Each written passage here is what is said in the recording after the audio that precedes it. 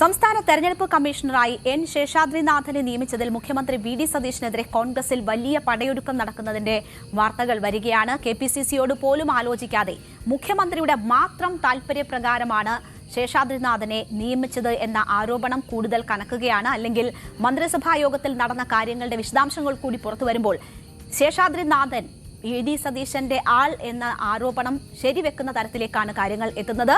കോൺഗ്രസിനോട് ഈ മതേതര മനസ്സുകൾക്കുള്ള ഒരു പ്രധാന വിയോജിപ്പിന് കാരണം അത് കാലാകാലങ്ങളിൽ ഒരു മൃദു ഹിന്ദുത്വ സമീപനം എടുക്കാറുണ്ട് എന്നതാണ്.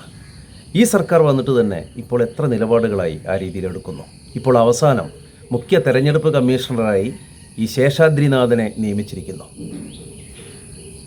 കേന്ദ്ര സർക്കാർ തന്നെ ഈ ഫെഡറൽ തത്വങ്ങളെയൊക്കെ ലംഘിച്ച് ഭരണഘടനാ സ്ഥാപനങ്ങളിലൊക്കെ പല കാലങ്ങളിലായിട്ട് അവരുടെ താല്പര്യങ്ങൾ തിരികെ കയറ്റുന്നുണ്ട്.